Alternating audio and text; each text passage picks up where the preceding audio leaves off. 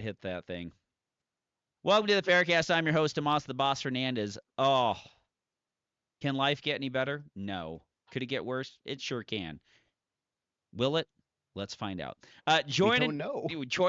We'll see after this episode. Joining me tonight, nominee for Secretary of Booty. It's Robert Wyatt. I'm not touching that because I know my wife listens to this thing, and I officially reject that opinion. And Hold on. Let me I change want this. nothing. Let me change this. Ambassador of Djibouti. There you go. Now, Oh, Djibouti. Yeah, Djibouti's Djibouti. a fine country. Joe's booty. Ew, that's And even worse. and then just because I wanted to write some other ones down. Trump promised to pardon 3 out of his 5 false identities. It's Robert Wyatt. Okay, that's actually pretty good. And also, please do not let this man sniff your shoes. It's a picture of Robert Wyatt. Anyways, Joe Biden taught me well. my gun thing before we talk about some other stuff that's kind of happening. Here's a Heckler & Koch USP. And this is USP 9mm. It's a fantastic pistol. It's wonderful. It's durable. It's accurate. It's got these nice little Dawson sights on it. Here are 2 USP magazines. So I was with the old GF, and I was sitting there, and I had my USP on me, and I took it out, kind of did a press check, and then I dropped the slide, and the magazine fell and hit the ground. And I'm like, huh, I must have not had the magazine completely seated. Weird. I did it again, and the magazine came out. And then, so I was just like, huh. So I grabbed this magazine. I can't even do it with that hand anymore because I've been doing it so often. So if I go and put the feed pole over the top round and then bring it back and then kind of like screw around with this magazine, I can get this freaking magazine without touching the magazine release. Of course, well, it's on camera. Oh, there it goes. Without touching the magazine release, I can pry the magazine out of the gun. Why is it doing that? I have no idea. So I took a bunch of the other magazines, filled them up with 15 rounds, and tried it, and I can't get them to do it. But this magazine, I can. So Is that Yeah, make sure there's not a round in there. there's not a round in the chamber. So there we go. It dropped clean out. Let's see if I can do that again for you guys. So for you guys who are actually listening to this, sucks to be you. Go over to YouTube and you can actually watch the high quality duct tape production that is the PARAcast. Yeah, well, it still makes episodes. Yeah, it does. More than most. Anyways, so here we go. Magazine insert, fully seated. Feed pull over the top round. And it's kicking the round out. It's kicking the whole magazine out. It's the weirdest thing. That is really weird. And the best and that's never happened before. This is new. This is new. Like in a match, I went and I reloaded off of a slide lock reload. So I put in the magazine, I dropped the mag, the slide, magazine falls out. And that happened at like the state match, and I was like, huh. Must be I did maybe not overloaded. I overloaded. I didn't seat the magazine. Sure. Whatever happened, that happened. And literally doing a couple press checks and having this drop on the ground, I was just like, huh. And then it started pulling and falling out. So I've tried with my other, I think I have 7 more mags, a couple 10 rounders and 5 more 15 rounders, and it's not happening. So one of the things about the USP magazine, it's an all polymer magazine, so there's no steel insert. And so I'm guessing there's something like if I'm looking at the front of the magazine catches, like this one's a little bit more worn than this one. But anyways, I'm gonna call it Heckler & Koch and let them know and try to have them fix that jazz. So they'll probably just send you a new mag, right? I mean, yeah, seems logical. Yeah, they'll probably just send me a new mag, which will be fine. A new mag would be fantastic. Right. So yeah, it's just kind of one of those weird things that I just sat there and I freaking noticed. And I was just like, what the crap is up with this? Yeah. Super weird. Super weird, especially for something that's been as rock solid as this freaking USP that I have one of the magazines that's not completely working. And it might be one of the reasons also that they went to a steel magazine. Yeah, so hey, there's something to be said about a steel magazine. I mean, they drop quicker. They're just efficient. They work. They don't wear out. I've gone back and I've shot my Glocks and stuff like that with the plastic mags, and the amount of time, and it's not it's not like it's the end of the world. I mean, people do it all. People obviously are running it super successful, but just the amount of effort that increases with having to use a polymer mag versus a metal that, I mean, the metal, you hit the button, it just shoots the sucker right out of there. And so you're just, then you go to Glock mag or something like that, and you're like, please, come on, get out of Yeah, there, get out of there. it's a little bit more of less smooth of a process than like something like the M&P or something like that. That's really kind of Yeah, kicking it out. Like the M&P magazine design or like the Walther PDP or yeah, like the VP9 where it's polymer steel mag, like it they come out and pretty quick. Like I almost prefer it more yeah, than a steel gun. Cuz like on a Beretta you'll still get some of the drag, the aluminum drag or on the CZ the steel drag on it, but yeah, they're good and I really like this thing. And I think the world of it. I would just like not to have one of my magazines fall out while I'm trying to look like I know what I'm doing, you well, know, and mostly. it's such a goofy problem that you don't see happening, because I mean, like in our world of competition shooting, if the magazine goes in and then it comes back out, oh, well, you overloaded it, you didn't insert it properly, and so that, like, instinctively your brain is going to whatever is kind of the Occam's razor approach, and that's it. And it's only when you have kind of just that random point in history where you're doing something, then all of a sudden it happens and you're able to repeat it, Yeah. that you're like, oh, okay, that's weird. I mean, it was like the what was it, the year and a half I spent trying to figure out what was wrong with my CZ, only to come figure out it was me, that I was causing all the problems. Thumb was in the injection port. Yeah, yeah, and on one hand you're like, well, frick, but on the other hand it's like, well, this is good because now I can solve it. Yeah. And I mean, I've talked to so many people who they're frustrated about this, that, or the other, and just finding out the solution is, I mean, hell, in shooting and in life, just finding out the reason for something, it feels like that's like 90% of the problem. Yeah. No, and yeah, find the solution for something. Go through go through your life, look for the solutions. Go for your shooting life, look for the solutions, and then try to stick with them as best you can. Yeah, Instead of yeah. so absolutely. Well, I have this overwhelming personal life stuff. I have this overwhelming sense of dread that's going to happen because literally Monday, this Monday, I start this 2 month of 4 p.m. to 4 a.m.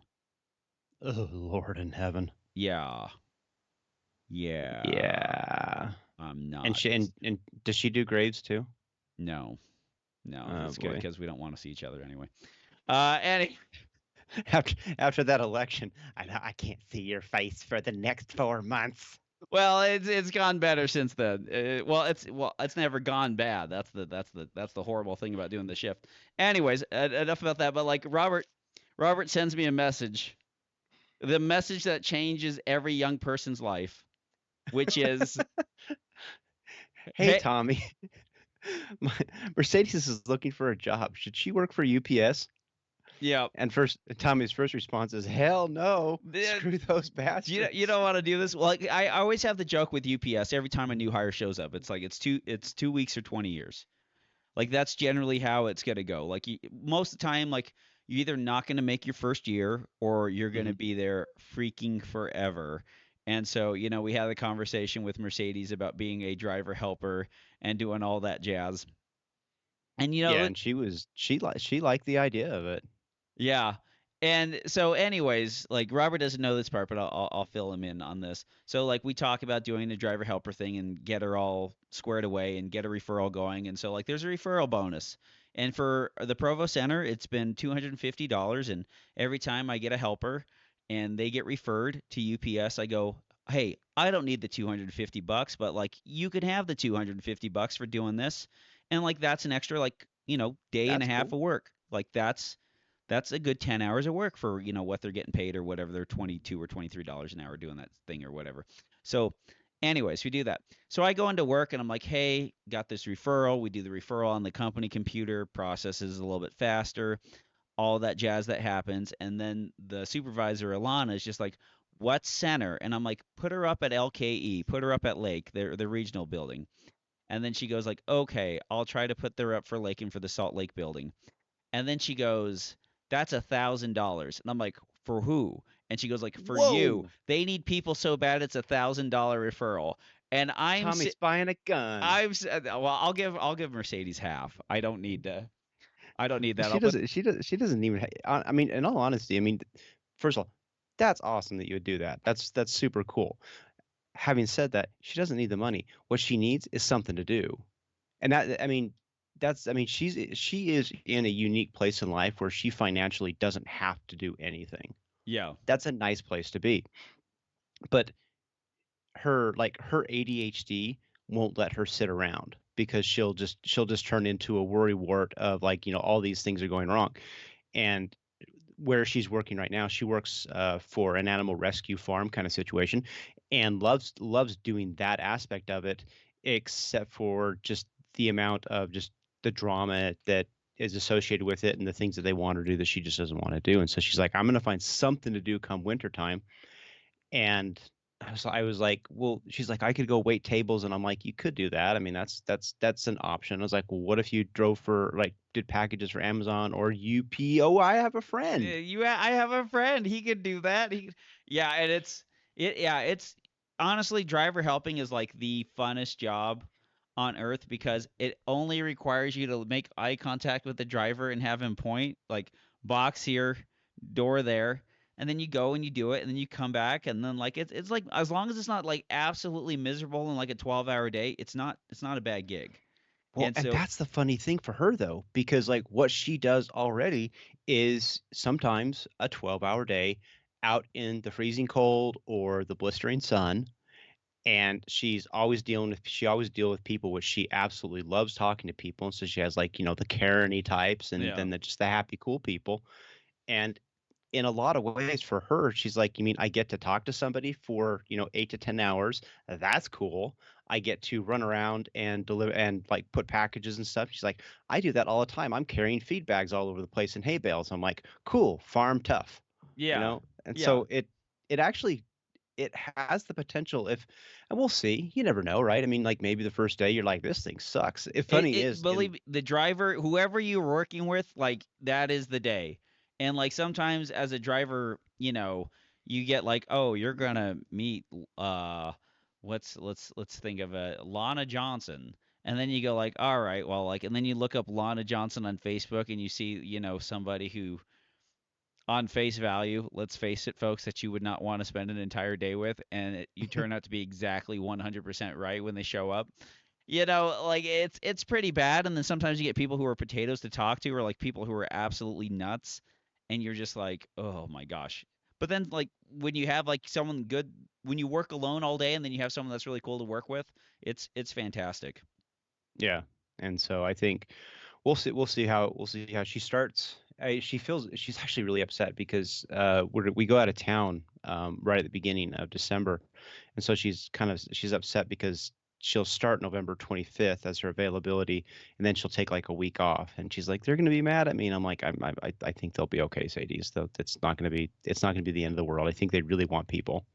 Well, it She's like, depends on what the bonus is going to be. Other than that, like if they're going to be start paying her throwing out some extra bonuses, she might want to stay home. there you Get go, that there get you that go. work in. Get that work in. Be driving around, not getting pulled over. Raise your hand if you Hey, didn't get pulled over this week. Oh, that's me. Robert, thoughts? I didn't I didn't get pulled over per se. This is the funniest thing. I have a there's a Wendy's right next to my office, and I went and I grabbed some lunch, and I kind of exit the parking lot onto the street, and my office is just kitty corner right there. So I come zipping out of there, make the turn, then make the turn into the office, and I always back my car in because that's just what I do. Yeah. And as I'm backing it in, all of a sudden, like I see like the red and blues come like kind of like screaming up the driveway, and I'm like, huh. And to be honest with you, I didn't think too much of it. I really didn't, because I mean, like Jared, and I know enough of the guys that in my brain I'm just like, it's just one of the guys that I've Yeah. seen through matches. I probably should have thought better of it, but at the time I didn't. And so I parked the car, and I get out and I hop out because I had my lunch with me, and and this guy, this cop, the officer jumps out, and he's like, he's like, when don't you know that when my lights are flashing, you pull over? I'm like, huh? I don't know. Like I've run into the same problem before where some cop followed me for like 3 blocks, Uh-huh. and I'm just like I think I was in the GLI. I can't remember. But then I was just like, dude, you didn't have your freaking siren on. I couldn't see your damn thing. I got this whole center console that's lit up, and like I got like tinner windows, dude. Like honk the horn, give me a little beep. Like I obviously would have pulled over if I needed to. And like Yeah. what's the thing? A license plate light? Like what's going on? Like gosh dang it, dude. Just like Well, and that was the funny bit was, and look, I preface this to say I have no issues. I have no issues. It was just it was a super strange encounter, but he was already going aggro over that just a little bit, and then I was like, no, I didn't see. He's like, yeah, you did, and I'm like, whatever, and he's like, yeah, you. He's like, you didn't stop at that sign, and I'm like, there was a sign. There is, and I went back and I actually looked up. There is a sign. There's a stop sign there, and I'm like, okay, whatever. yeah. And I was like, and and he's like, yeah, he says like, do you have license and registration, or you have license? And so I did what I learned from you, Tommy. I mean, from what Mass taught. Like, here's I pull out my wallet. Here's my license and my CCW, and I hand him that And you do because not you that's you don't say here's my gun permit or anything. You just hand them both to him at the same time. yeah, I did. I just hand it to him, and then he looks at the CCW, and he goes and he chucks it on the truck, and then he's like, do you have registration? And I was like, "Yep." And so, and I was like super friendly. Like, that's just one of the things my dad taught. My dad was a cop when he got out of the military for a couple of years before he moved to Utah, and he was always saying just be super super chill with people, and I was. But and so I was like, "Yep." And so I walk around in front, and I open up the door to the truck, and I'm sitting there rummaging around in the glove box, and then I get my registration, I hand it to him, and then he goes and he sits in his car, and then I'm like, well, I got nothing better to do, so I just sat there on the hood of the truck and I just ate my lunch. Yeah. I mean, like, what else am I gonna do? He's doing his thing. My lunch is getting cold. I'm just gonna eat my lunch, Yeah. Yeah. Yeah, that's fine. and That's what you there's that's what not. There's no problem here. There's no problem. It's just super chill. But I finished my you, lunch and I'm texting with some friends, literally and last time I got pulled over, I was leaving Subway, and then I was just like, I'm not gonna eat the chips or the drink. You want the chips and the drink? And he's like, I'm trying to watch the carbs. I was like, you want the drink? And he goes, yeah, I'll have the drink. So I handed him the bottle of Coca-Cola, and he took the bottle of Coca-Cola. So like, see, I'm sitting there with Italian dressing running down my face. well, and that's the funny thing is like I've had I've been pulled over. I've had interactions with law enforcement before, and I've just always been like just ridiculously polite. I got pulled over. This was decades ago, and I had a friend actually drove past, and he's like, "Oh, he called me later. He's like, who's your friend?" I'm like, what are you talking about? He says, the cop. Who's your friend? I'm like, oh no, he pulled me over. Oh, you were like laughing with him. I thought you was your friend. I'm like, no, I didn't. I don't remember what I did. I was Yeah. speeding or whatever, but that's just what I do. And but anyways, I finish up my thing. He gets out, and um he hands me my registration, and I go put it and I just turn around, I go walk, and I put it into the glove box, and he follows me, and then he's sitting there and he's trying to read off all the citation-y stuff, Yeah. and he's like, yeah, and I'm like, cool, thanks buddy, appreciate it, have a good Yeah. day, just like that, like Yeah. super super chill. And he's getting more frustrated about this, and um oh, I didn't tell you. So like I go and I hand him my registration, and he's like, so where are you going so fast? And I'm like, wait a minute. I've watched enough of those don't talk to the cop videos to know Yeah. where this is going. Yeah. How And so fast were you going, officer? You tell me. I kind of smile at him, and he laughs again. He's like, "Oh, you're not gonna answer me?" Not today, No. Satan. Not today. But he gives it back, and he's like, you just, and I sign it, and I take his pen, I sign it, and I'm like, here you go, bud. And he takes the pen back and he hands it to me. And he's like, I hope when you go see the judge, you have the same flippant attitude. And I'm like, Oh my okay. gosh. Oh my gosh. And he's like, yeah, you're not gonna be this flippant with the judge. I'm like, thanks, bud, appreciate it.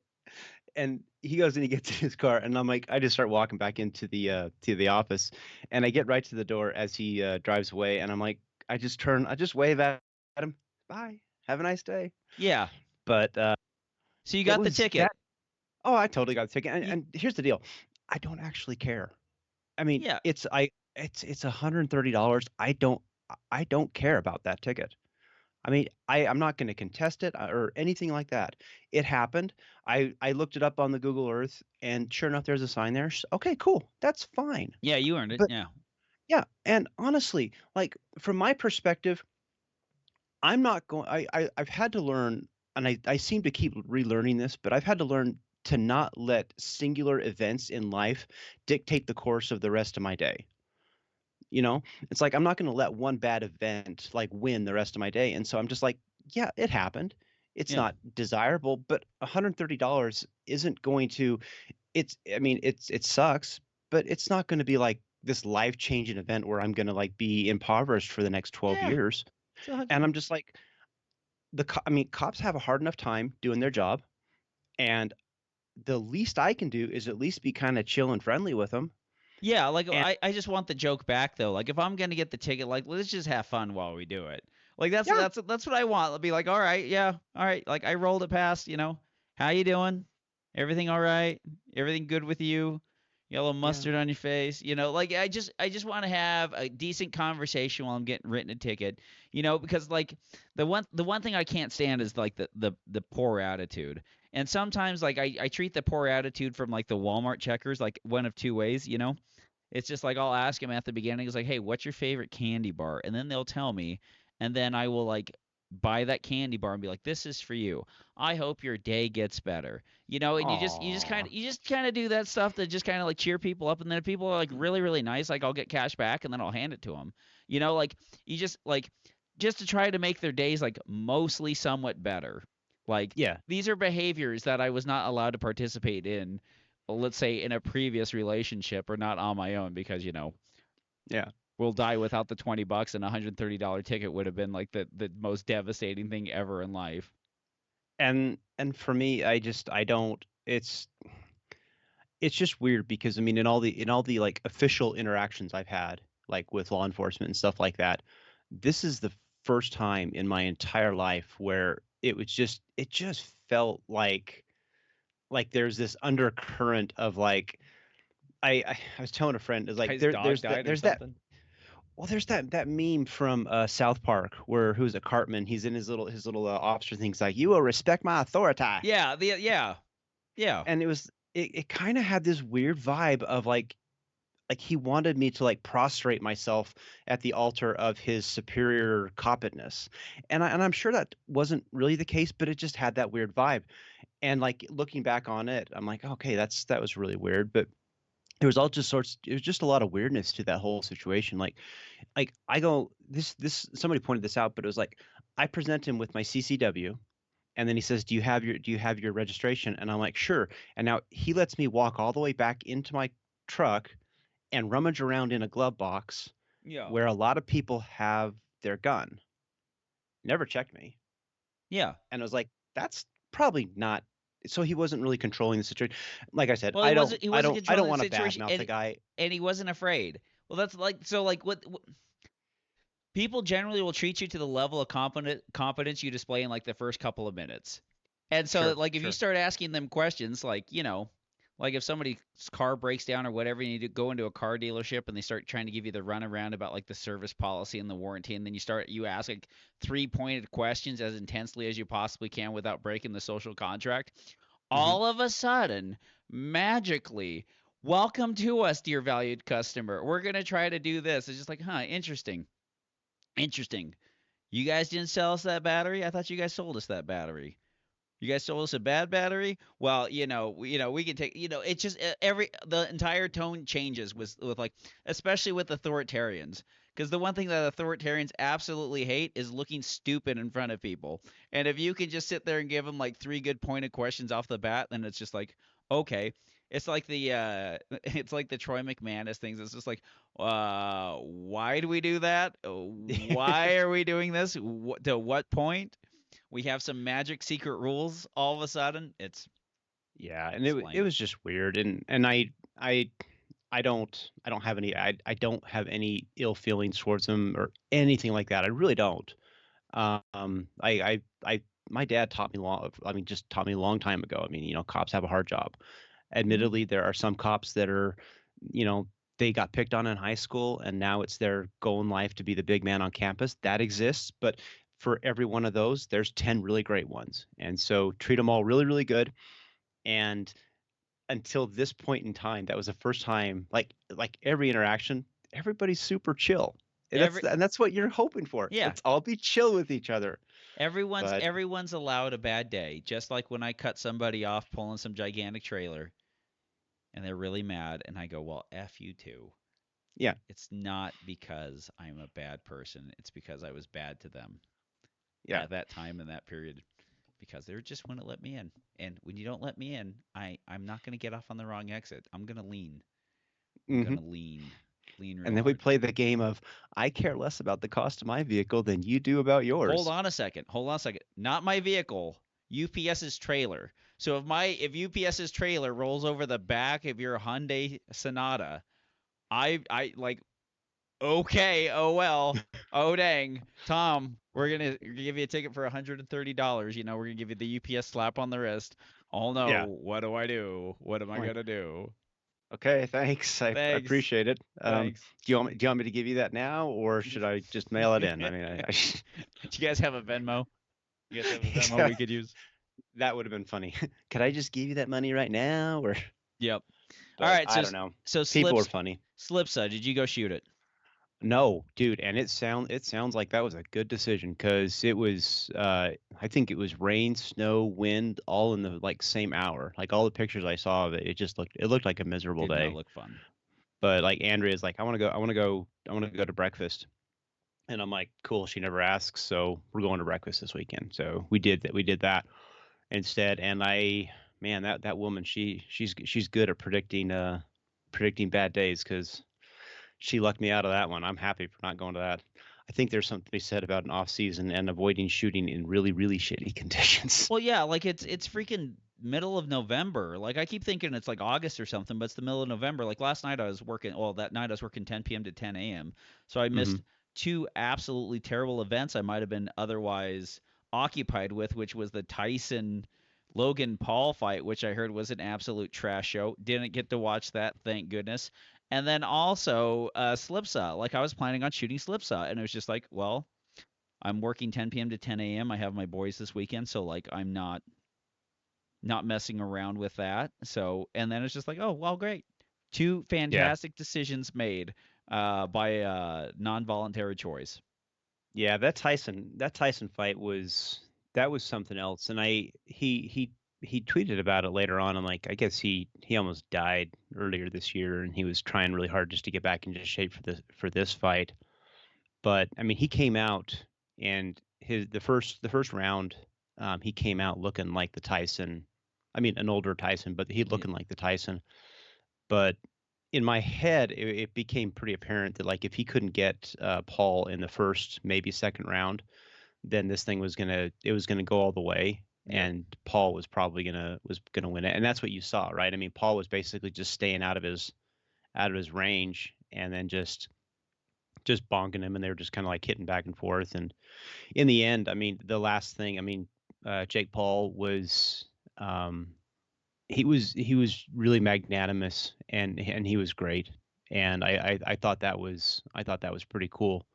well, like At the end of it, that made me actually really happy. the whole vibe from it, like, and I didn't watch a second of it, but my whole vibe from the 10,000 feet up kind of view was just like, yeah, they made their gigantic sacks of cash, like, Hmm.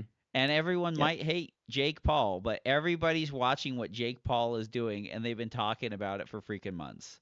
And so when Jake Paul fights Joe Biden in 3 months from now, everybody will be Yeah. sitting there watching.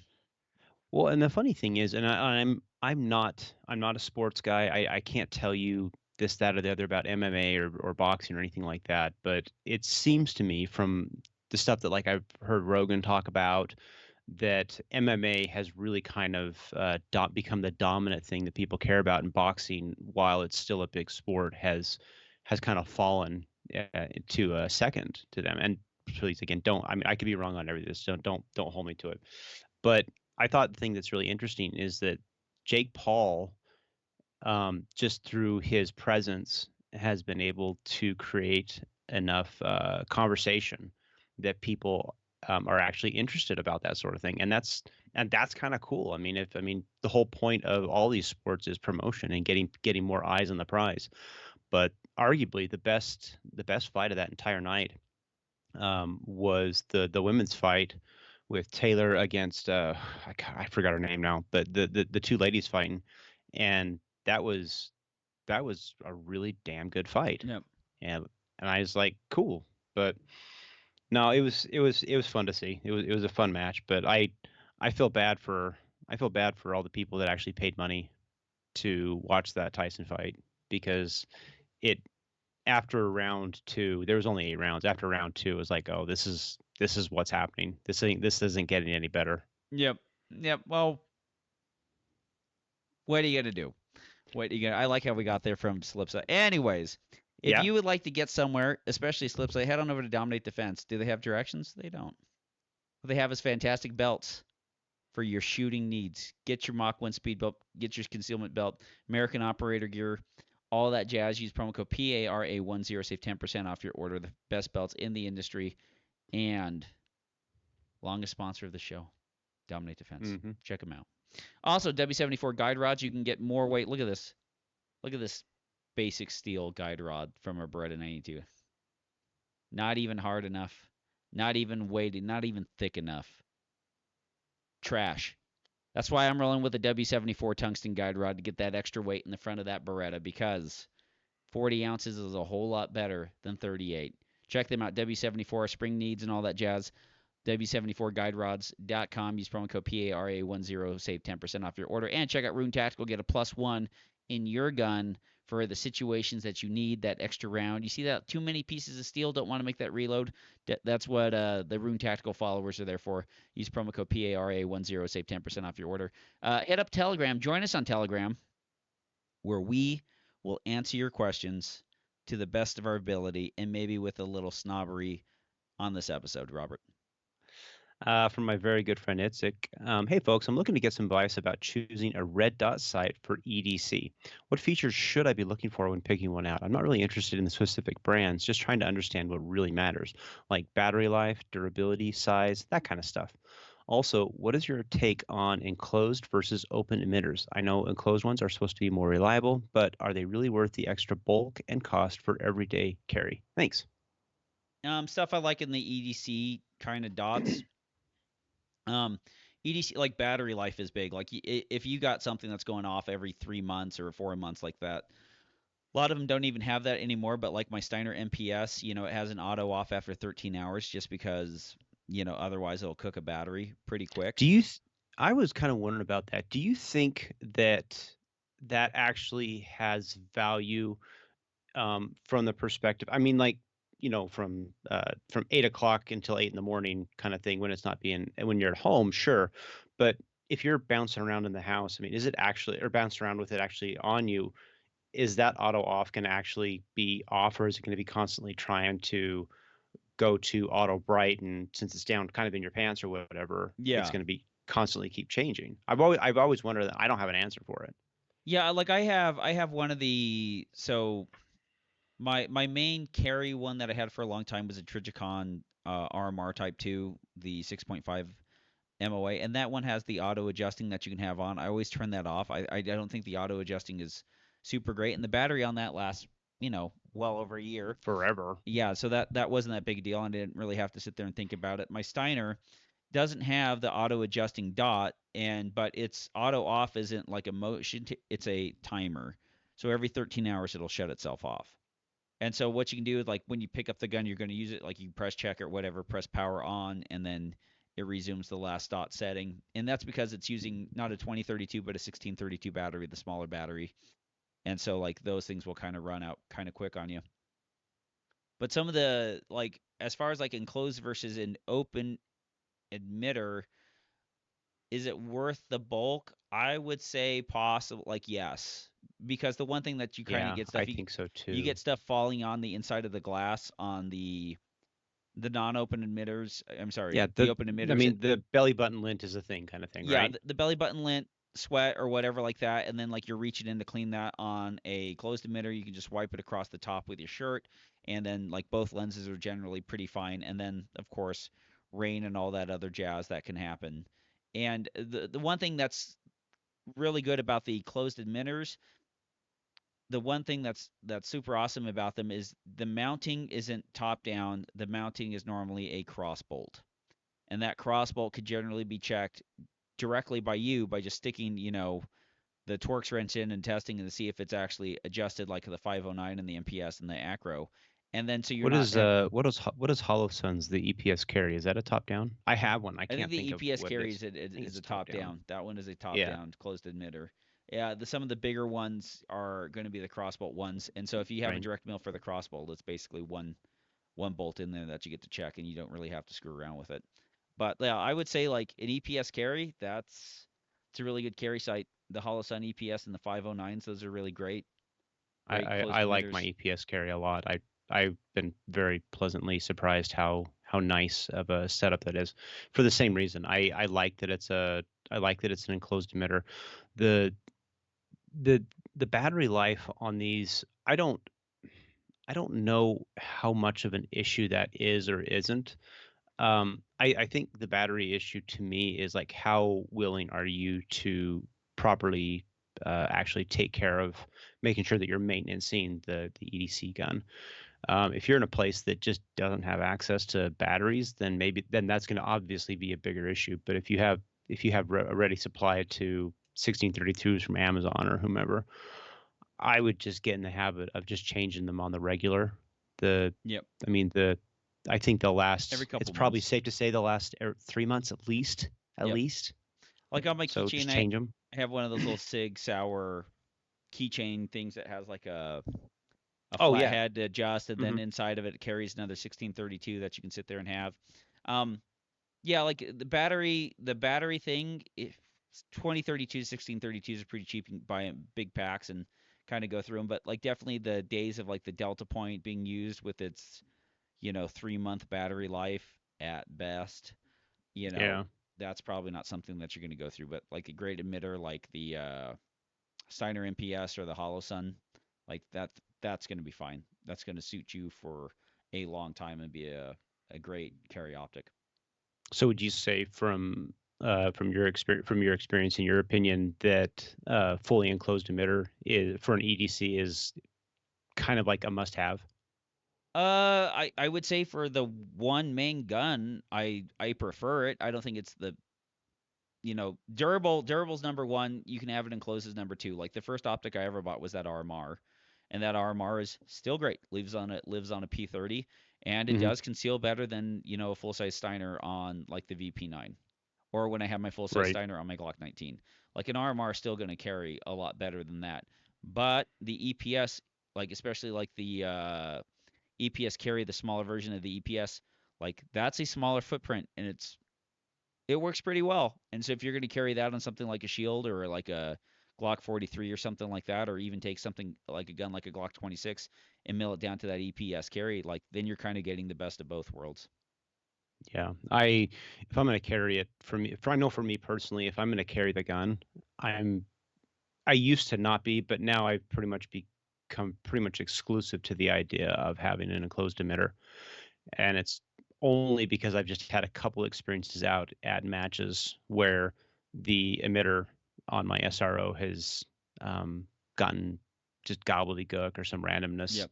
that have happened with it. I've had it once where it turned into like sparkle all over the place, and that was enough to be like, okay, if I'm going to have something that I need to potentially, protect myself with, I want that thing to work functionally 24/7. And so I know the HoloSun has been just a workhorse. I've great luck with it. But I just I happen to like that, and it's held up. And those small guns, they're violent as anything. So Yep. if they're holding up on a tiny gun, then they'll definitely hold up on a bigger gun for sure. Yep. Just buy a TSOS 1911 and just use the nub sights. There you go. That's the Yeah, that's the safest choice. yeah. Just point shoot that thing. They all fall to ball. Uh, yeah, they do, baby. From Seabass. Why are optic screws such a pain in the ass? What torque wrench do you guys use, and what thread sealant? Loctite Blue 243. Uh, 243, yep, right there. the blue sealant stuff that's actually goes because the concave and convex parts of the recess on the optic and on the screw, like you still get some sort of bite on there.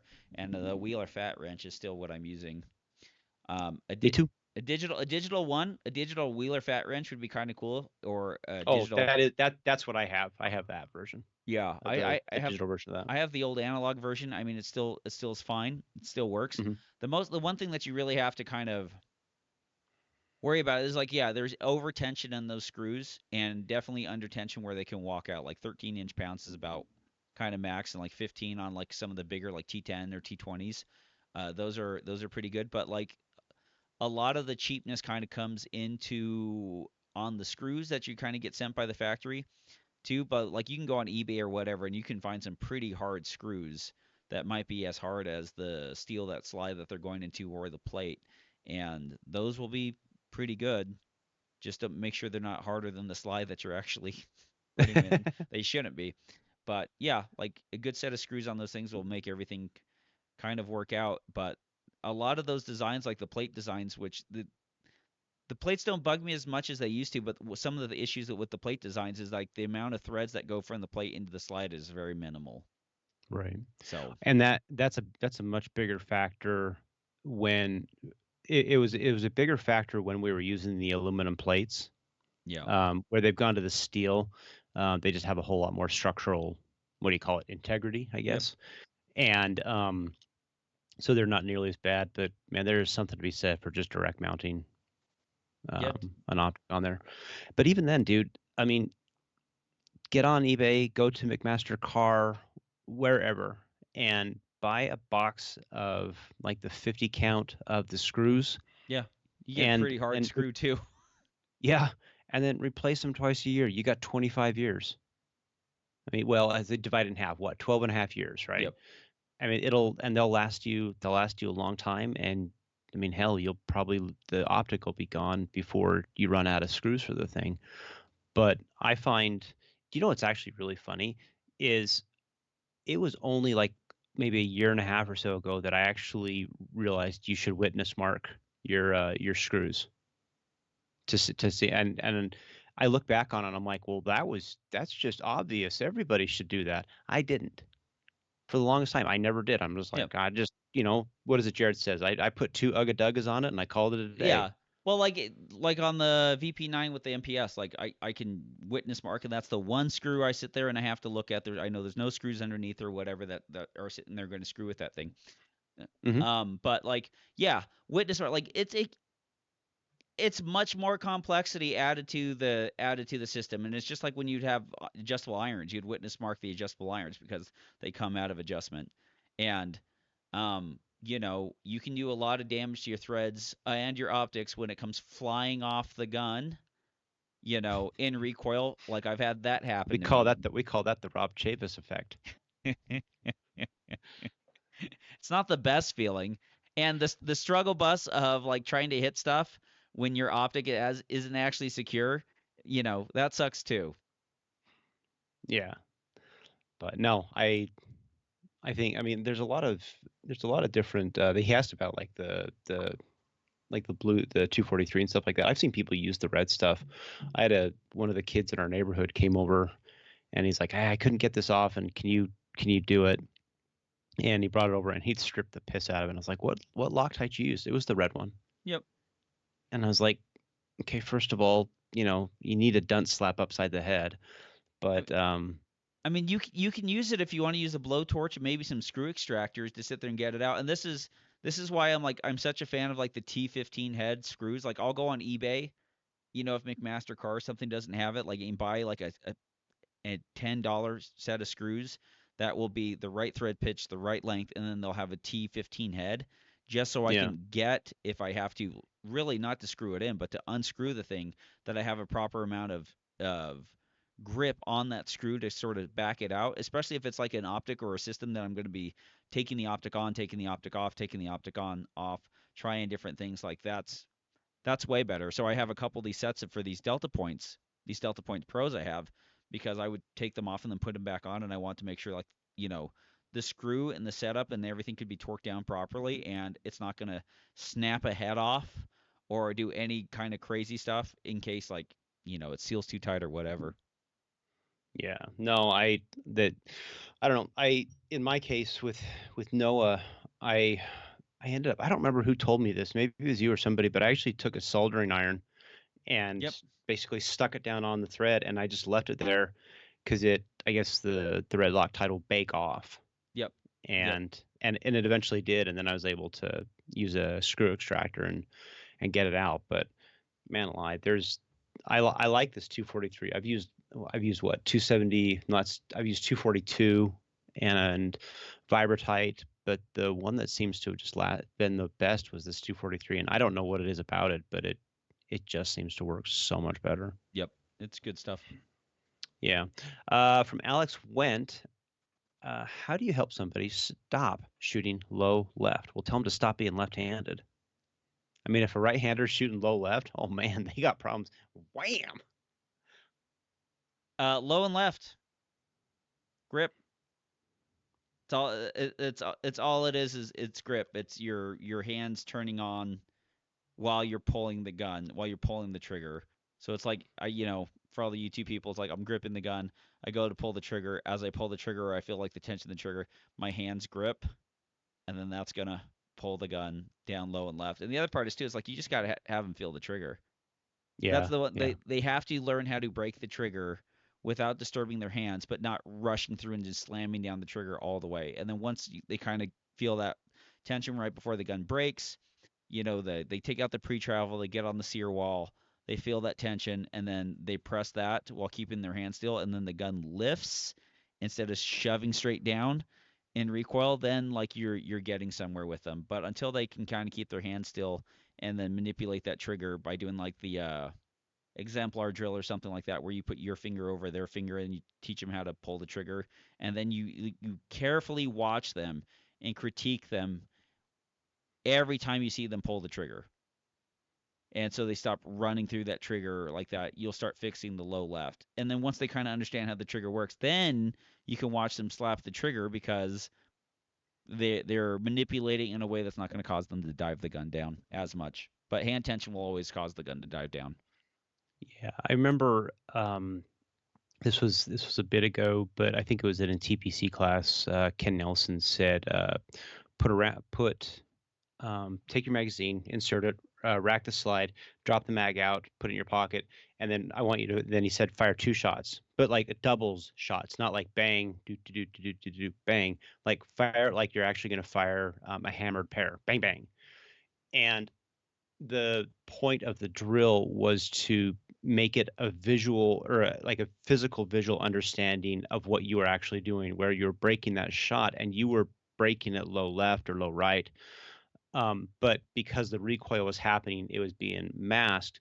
But that second shot, that quick follow up second shot where there's no recoil to mask it, and it's then you're then dipping the gun, it it doesn't solve the problem, but it makes you aware that the problem exists, Yeah. and you can then start to have that conversation with and like, okay, well, everything that you said, Tommy, right? Like, this is why it's happening. This is how what you need to do to fix it. But Yeah. You just see just where the gun's dipping, and then you go like, how do I stop doing that? And then you keep doing it till you stop doing that. It's like how much hand tension do you need? Aim the gun yeah, at the target, pull the trigger as fast as you can without any ammunition in the gun. When the sights are moving everywhere, like adjust your hand tension so the sights move less everywhere. It's like, all right, there's proper hand tension. yeah. One of the things that when Andrew and I kind of first got into shooting, we took a class from a guy. It was one thing he suggests. He says this is a training thing. Don't do this. You don't need to do this in real life. But he called it, like, raising the flag. And so basically getting your thumb um, out of the firing solution. And so you get your thumb. So when you're sitting there and aiming, your trigger hand thumb, put your thumb all the way up. So it's like you're raising a flagpole, right? And in the process of doing that, you're taking away one of the biggest thing that's going to cause a person to, because your thumb is the strongest finger in your hand, and that's going to then start driving the gun down. But by removing the thumb from the equation, it allows the trigger to be manipulated without introducing so much left to right or dippy movement. And that's a good way to kind of like say, okay, look, here's how to do this thing quickly, so you start to understand it. And Yep. if you're starting to have problems, you can do that. Now ultimately you want to be able to shoot the gun with your fingers or thumbs in a forward grip or whatever. I know as a left-handed shooter, if I shoot certain guns with my thumbs up like that, then I'm going to have problems. I'm going to push the case Brass back back in. into the Yeah, into the yeah. ejection port. But if you're just brand new teaching somebody, uh, doing those small little things to isolate it, and I love the exemplar drill that you do. I've done that with a lot of the new people that come to the introduction match, and it it's nice for them because they can visually see, like, look, I'm doing the same thing you're doing and we're hitting it exactly where you want, and they're like, oh, so it is possible. It's not my sights, it's not anything Yep. else. You're helping me do this, and we know what success looks like, because it opens people up to the idea that there's something that they can fix, and there's little tips and tricks. That's how I look at it. Well, the other part too, that like the best thing is like it's a confirmation that like okay, your idea of how to align the sights is correct. Because when people miss like that, the thing that they're going to do is like, oh, I must aim more. Like I thought I was careful enough, I must aim more. And so and then you kind of see like, oh, you're shooting here, and like you kind of get to check the gun. Like if you have like a steel plate at like 10 yards, you get to check the gun. You get to see like how their grip is and how their grip's going. And then like once you start letting them take over the trigger, you can see what they're actually influencing, and then they can see how they're actually influencing the gun. Yeah, And we don't know where it came from. It was in World War I pistol manuals, and no one knows who actually came up with the drill. that's funny. All right, last question from my very, very good friend, Mr. Brian Zent. There tends to be a lot of hand wringing because CO and LO are practically the same. LO's race holsters, SAO, and magwells have proven to offer little practical advantage over CO, since every stage requires just one draw, one first pull the trigger, and usually just one reload, which can be done while moving. All of the things CO gives up to LO can be addressed with training. For example, nils. But limited optics could and should be more like limited. Let's make 40 great again and put major power factor into limited optics. Well, the same reason you have limited optics is the same reason you're not going to have 40 caliber. The manufacturers don't want to play with 40 caliber anymore. They don't want to do it, and they're the reasons that that it's there, because that's the trend in firearms. We can't have a sport that does not, what would you say, does not follow the trends of this of what's being sold out there. And you kind of look at that like production came in there when people, those were the guns that were being produced, and we want to get more people like that in there. And then you had like a bunch of the 1911 single stack stuff that getting popular again. The guns of the sport had outpaced those guns, and then those guns started coming back, and we started doing that. You saw that with PCC when PCCs came out of anywhere, then we had it in the sport, and then carry optics is the same thing, getting dots on guns, and now it's the same thing with LO. It's just like, well, what do people want? They want 2011s.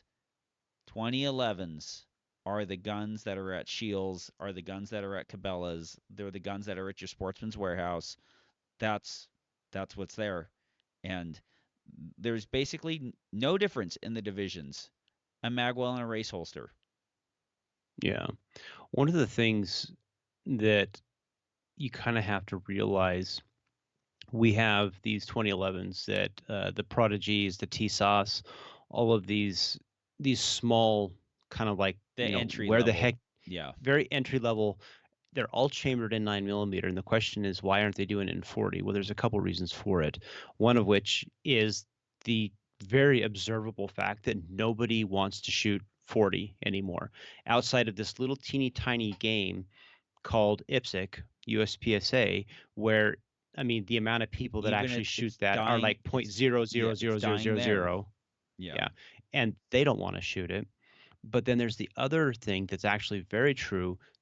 Building a 2011, a 40 Smith and Wesson 2011 is substantially harder in terms of the gunsmith's intelligence and like know-how to put together correctly to have one that actually works, than a 9 millimeter. They beat the snot out of the 40s, beat the snot out of these guns in ways that 9 millimeters just don't.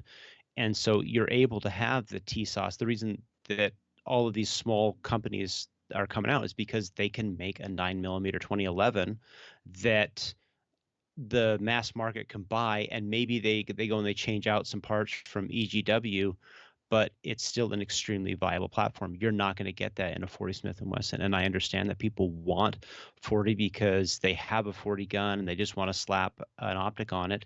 And honestly, there's nothing that's really stopping you from shooting limited optics with a 40 Smith and Wesson if you're inclined to, other than there's you're going to have to download a 40 Smith and Wesson. But push come to shove, people just don't.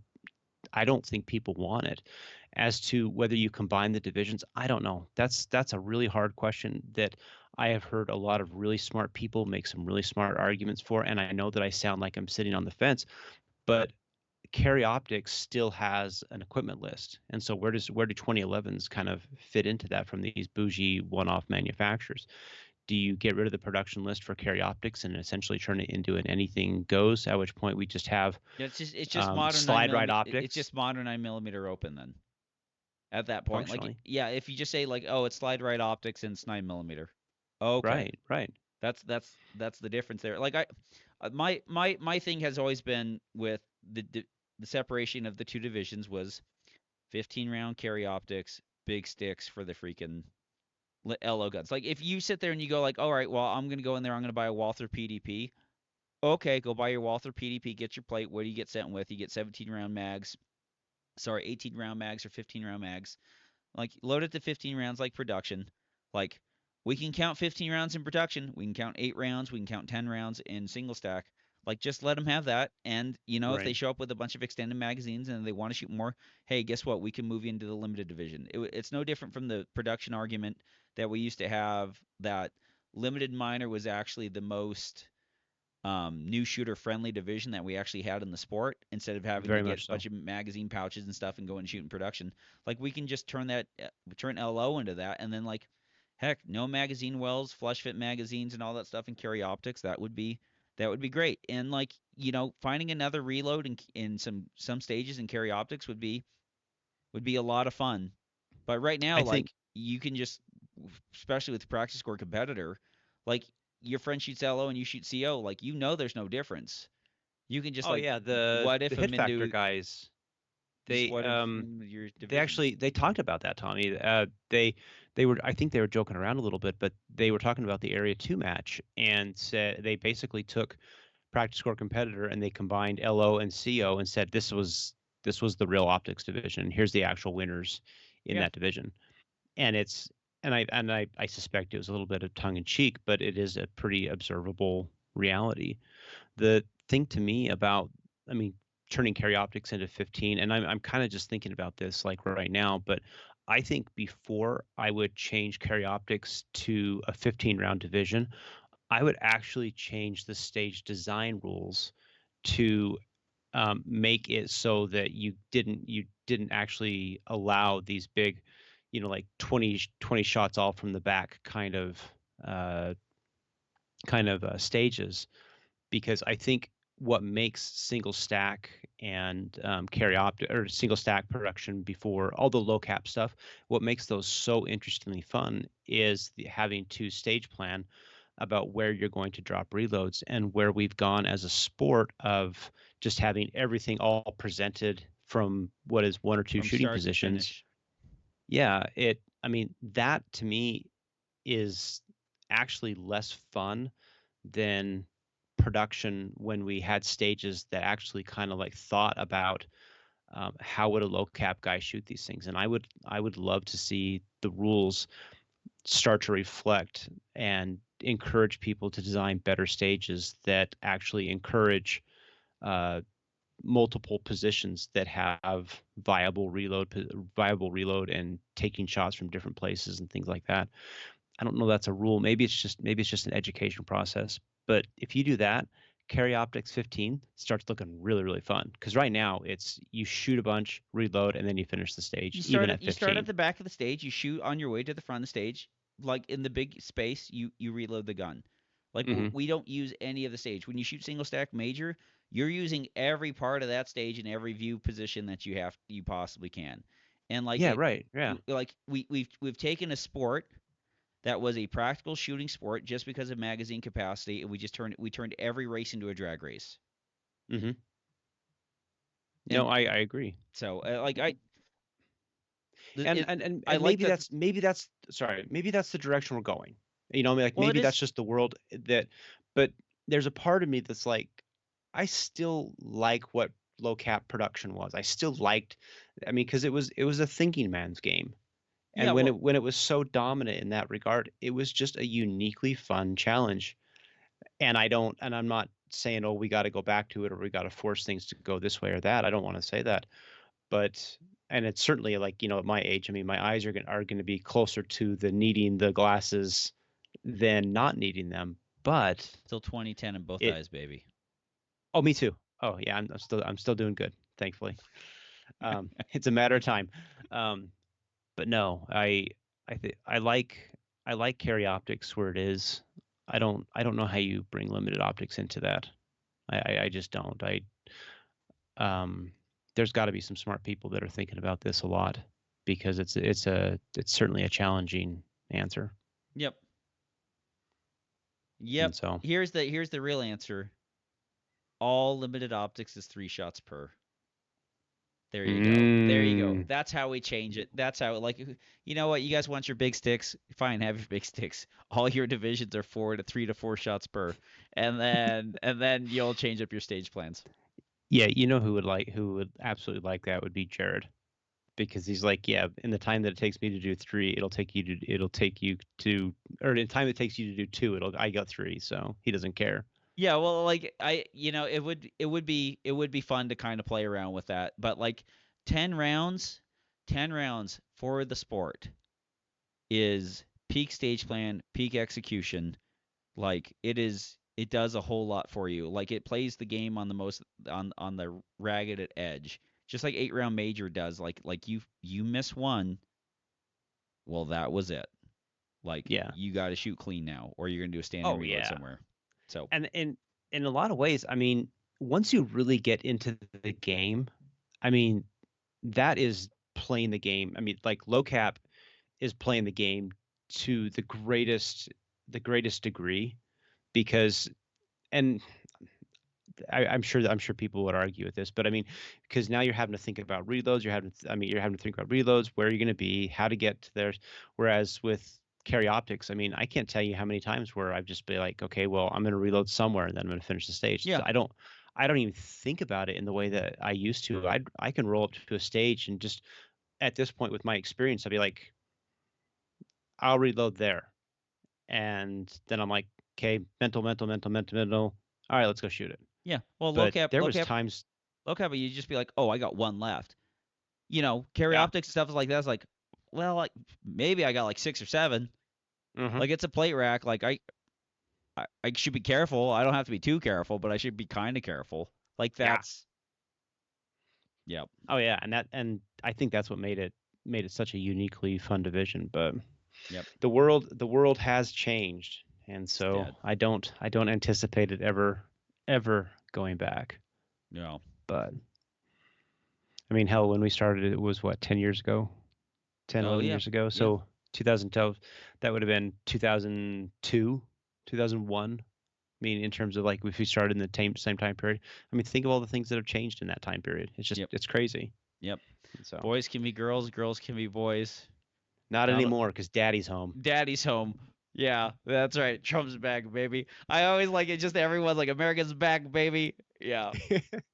Anyways, well, thanks for listening, downloading, subscribing. Thanks for all you guys do. Thanks for Robert for showing up and doing this and every week, even when I can't make it. So we'll make the best. We'll make the best of this lovely holiday Christmas season of truck driving and all that jazz. So we love you guys. We love all you guys in the chat. Thanks for doing You that. guys are awesome. Thanks for keeping everything up. Thanks for all the Patreon people. $1 a month. Get you a longer version of the show. Anyways, for Robert Wyatt, I'm Tom Nelson, bidding you peace, love, and soul as we depart into the open waters of a sea of life on a little tugboat we like to call the Paracast. Good night, everybody.